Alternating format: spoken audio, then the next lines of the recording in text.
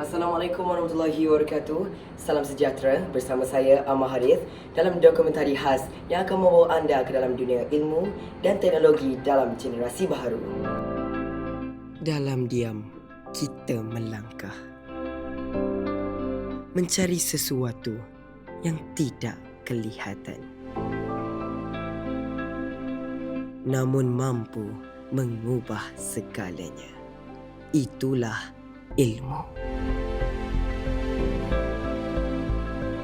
Dan hari ini, kita hidup dalam dunia tanpa sempadan. Dengan satu sentuhan, dunia terbuka luas di hadapan kita.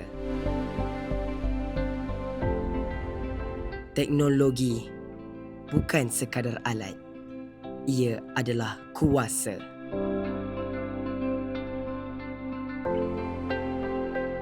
Ilmu bukan sekadar huruf di atas kertas, bukan sekadar jawapan dalam peperiksaan, tetapi api kecil yang menyala di dalam hati, yang membakar semangat dan membentuk siapa diri kita.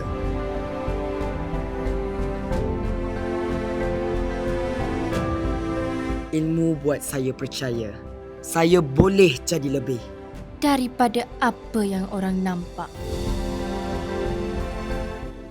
Namun, setiap kuasa datang bersama ujian.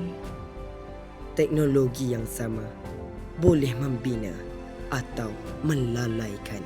Kadang-kadang saya hilang arah, terlalu banyak gangguan sampai lupa tujuan. Tetapi, generasi ini bukan lemah. Kita belajar untuk memilih. Kita belajar untuk bangkit apabila ilmu dijadikan panduan dan teknologi dijadikan alat.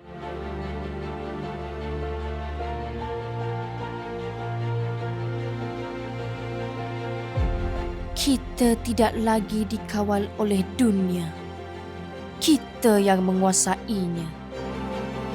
Saya mahu gunakan teknologi untuk ubah masa depan saya, bukan merosakkannya.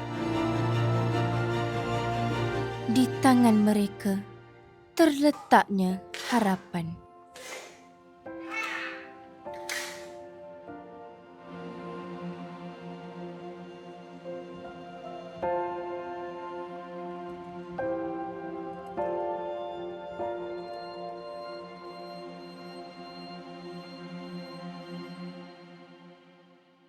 Dengan teknologi, saya boleh belajar perkara yang dulu mustahil untuk saya capai.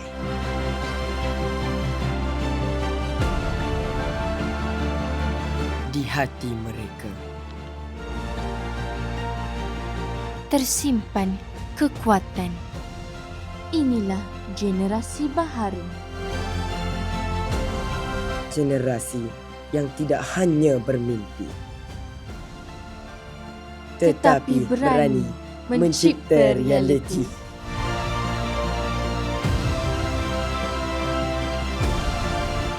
Akhirnya, pilihan di tangan kita untuk terus diulik mimpi atau bangkit mencipta realiti.